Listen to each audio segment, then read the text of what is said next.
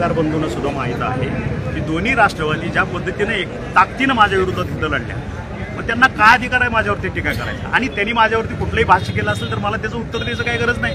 माझ्या पक्षाला आम्हाला सगळ्यालाच माहीत आहे, आमचे सगळे 60 आमदार आहेत.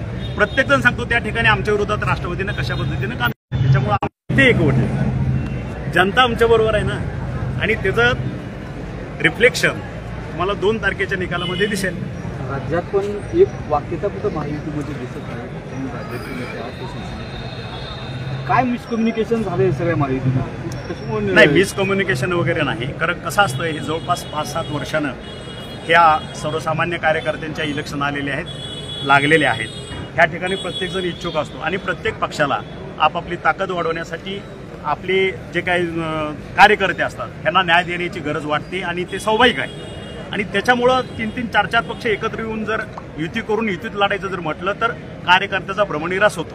मला वाटतं याच्यामध्ये गैर काही नाही आहे. ज्यावेळेस तुम्ही राष्ट्रवादीवर टीका केली की सत्तेशिवाय राहू शकत नाही, त्यावेळेस प्रतिटीका अशी झाली की मंत्रिपद न मिळाल्यामुळे तुमची अस्वस्थता आहे, या पद्धतीनं तुमच्यावर टीका करण्यात आली.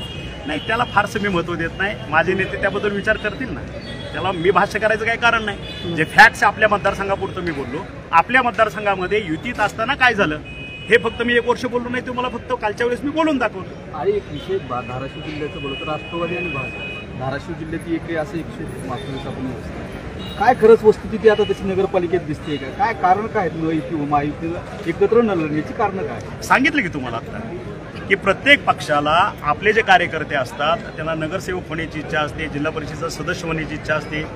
कार्यकर्ते 5-5, 7-7 वर्ष झटलेले असतात आणि जर युतीत आपण लढलो तर त्या कार्यकर्त्याला त्या पक्षाला न्याय देता येत नाही. आणि म्हणून कुठंतरी हा विसंवाद किंवा आपापल्या कार्यकर्त्याला खुश करण्याचं एक धोरण असू शकतं, सगळ्यांचंच असू शकतं. त्याच्यात वावगा असं काय मला वाटत नाही. शेवटचा प्रश्न आहे, तुम्ही 7 आमदारांच्या विरोधात राष्ट्रवादीच्या पदाधिकारी किंवा राष्ट्रवादीच्या नेत्यांनी विरोधात काम केलं, शिवसेनेची ही तक्रार तुम्ही वरिष्ठ लेवलला सांगितली की किंवा केली का आमदार? हा, माझ्या जे काय बाकीच्या आमदारांनी केली की नाही मला माहीत आहे, पण प्रत्येक आमदार आपापल्या नेत्याविषयी आपलं मनोगत व्यक्त करत असतो ते मी माझ्या नेत्याला सांगितलेलं आहे.